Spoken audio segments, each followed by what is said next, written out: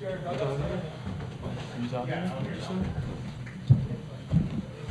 got the stats up here, man. You got the sheet. You can have my stats. I don't want to look at that. Appreciate it. Good water. Questions for the student athletes? Then you guys just, how special was the day? From the morning game to the night game, the crowd, what are you going to remember about this? Yeah, I mean, obviously, special day. Getting to go to the final game tomorrow. And whenever you're in this stadium, in this tournament, it's going to be a great atmosphere. And they came out strong at 9 a.m. and they came out even stronger tonight. So we really love the support, and it fuels us out there for sure. So awesome night that I'll remember for a while. Drew, you've seen what the starters have done the last couple of days with Brett, Mason, and Will this morning. How much extra motivation does that give you to go out and show tonight for a big crowd? Yeah, it's contagious. I mean, our starting pitching all year has just been dominant. Brett and McConaughey did their thing, and Will just loves to pitch, in the Big Ten tournament, I guess. So, I knew that just follow their lead and do what they've been doing. Big park, wind's blowing in, throw the ball over the plate, and we got a great defense behind us. So, yeah. Josh, Overbeek on the sort of the same lines, is hitting contagious, did you benefit from that today? Yeah, I mean, this team's hot, obviously. We're putting good barrels on the ball, and it's contagious, like you said, up and down the lineup, 1 through 9. And they put us in a good spot to have good preparation when we get in the box and just get in there hungry and ready to go. And we set up a lot of innings, and it just allows us to knock them down when we're focused on team at-bats and just executing just whatever the game presents us at that time. Josh, what did you see on that bases clearing double in the second? Did you think it was going to get down? What were you looking for? How did that play? When you get in the box and you got runners in scoring position, you're looking for the first available pitch to hit hard, and that's what I got, and put a good swing on the ball. And when you hit the ball hard, you run hard as well, and the game rewards you when you hustle. And I wasn't really looking for much, just an opportunity to pick up my teammates who had set up the bases for me. It put me in a good spot, and I looked to put my teammates in a good spot as well. Josh, what's it been about this week? I mean, it seems like you guys have obviously found some momentum and groove. Where is it coming from? What's kind of caught fire? I think it's, we haven't really done anything different. We just stuck to our process and, trusted our preparation up to this point. I think just moving ahead, I mean, having kind of the safety net of knowing we're going to play next week is also good. So we're playing freely right now, and I think we still definitely want to get after it tomorrow and finish the job. For any of you guys, what's this celebration about? You guys explain that? A lot of people make excuses and they go palms up, and it's just kind of a sign of weakness. And we've had some funny stories in our fall this past year, just going palms up, and we try to stay palms down as much as possible. But when the other team goes palms up after you hit a ball hard or you make a big play, you might as well throw them up and just kind of make a joke out of it. So. Josh, you and Gabe are going homer for homer in Omaha. Is there any friendly competition going on with them? I mean, yeah, we're always competing against each other, but I think the main focus is just the team winning and just putting up as many runs as we can. For any of you guys, was today kind of a throwback to high school days where you had a big break between games, and what did you do to stay sharp? Yeah, I was gonna say I don't think I've played a game at 9 and then came back later in the day since like 13U and travel baseball. So, back then I was probably hitting the pool and going to Buffalo Wild Wings, but this didn't do that today. I think a lot of the guys is the same thing. Rehydrate, get with Tanner, our sports med guy, and just get yourself in the right mental state for the next game, because it's a quick turnaround. But I think we did that pretty well. Yeah, and I think that's a testament to who this team is. To beat a team twice, a good Indiana team to say, is hard enough as it is, but to do it with a time gap in between, that just shows how focused the boys are and just how locked in and hooked up we are. So. Who picked Will Jeske to be the sticker jack? Fair. I thought he might give some good humor in there with that. So we'll see what he has for the team today. Sounds like he's going to work right now. He might be. Any more questions for student athletes? Josh, are you aware of how far some of those home runs in the first game went today? Yeah. Our coach has told me. It's pretty cool. Very Can cool. you guys continue this momentum going into regionals next week with the week off?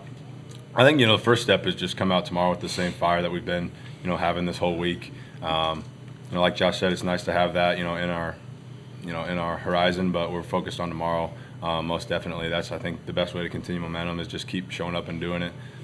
Each and every day it's a clean slate. Haven't done anything yet on that day. That's kind of the mentality we've had up until this point. So that's how we're going to keep moving. Thanks, guys. Yeah, thank you. Good job, boys.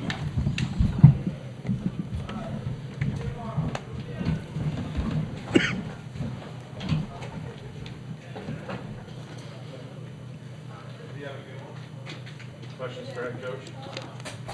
Will, why was Drew the guy today? What did you see? Well, he's been throwing well for us. I just felt like he was ready for the moment today to give him the ball. I'm not sure many folks understand just how difficult it is to do what he did today in particular.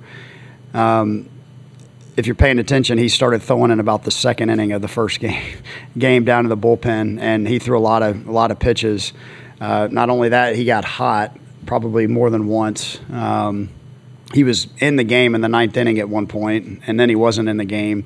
So for him to do that, to throw that many pitches, to get hot, to go in a high leverage situation, and then go back to the hotel, take a shower, and come back and be able to start the game. I mean, we were kind of just hoping for an opener type situation, to be honest. For him to give us 5 innings, 80 pitches, you wiggled out of a huge first inning jam there with the bases loaded, got the punch out. I mean, still throwing. I haven't seen the TrackMan yet, but it looked like he was 93, 94 still in his 5th inning, and he wanted to keep going.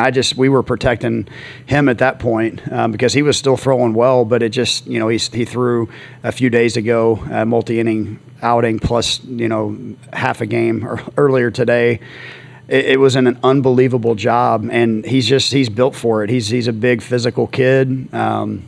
He wants to do what it takes to help the team, and he was eager to take the ball. It was maybe one of the more impressive things I've ever seen coaching college baseball, and I'm not overstating that. That was incredible what he did for the team. On the topic of pitchers, Coach, it seems like for 5 games, the better part of 5 games against Indiana, you guys have pitched really well against them. What's been the approach? How have you guys been able to do that? Yeah, it's been impressive. Honestly, outside of 1 inning, I mean, the 9th inning of the very first game that we played them, we've pitched them tough, and they're an aggressive hitting team. I mean, they've hit into some tough luck against us. I mean, Riley Silva has erased a lot of runs probably for us out there in center field. We've played good defense behind our pitchers.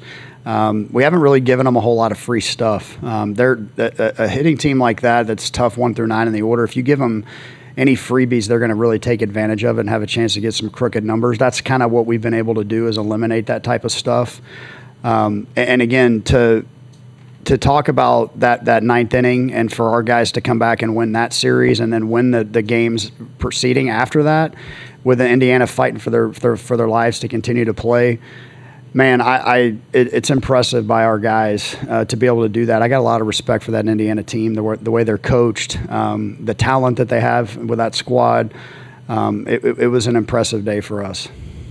Will, what was it like having a front seat for some of the power hitting that you guys displayed in both games? Yeah, it's been fun to watch. I mean, you look around the country.